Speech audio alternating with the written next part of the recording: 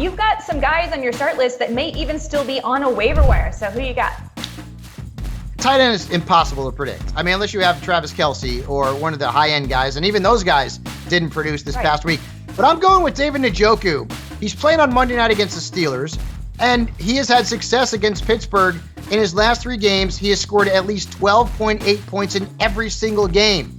This has nothing to do with the matchup. It's just a trend of Njoku finding success against Pittsburgh because tight end is a mess right now. And then I'm going Zach Ertz. You know, Zach Ertz led all tight ends in the league in targets last week with 10. Like, that's a lot for a tight end coming off of a knee injury. So it seems like he's good to go.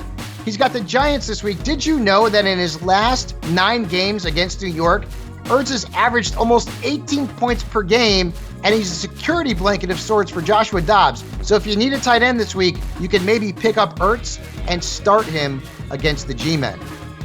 I love that call. Not only that, but Ertz averaged more than 11 fantasy points per game last season when he played. And he's sitting right there on the waiver wire. So I back that call. Go pick him up. But who are we sitting? I think we're sitting somebody that a few of us picked up last week on the waiver wire.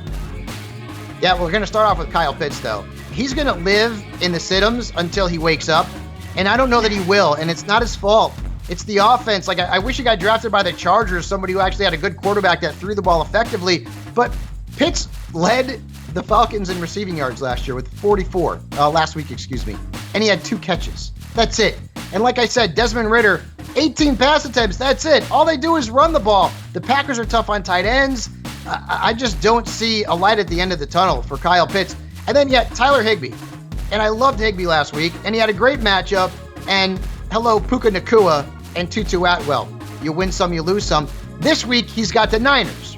Now, here's the trend on HIGBEE with the Niners. He has scored fewer than 9 fantasy points in all but 4 of 14 career games against them. So he does not have success against San Francisco. Let's just say that he has not been fantasy gold against the Niners. So I'm fading Tyler HIGBEE this week. I know it's a bad dad joke.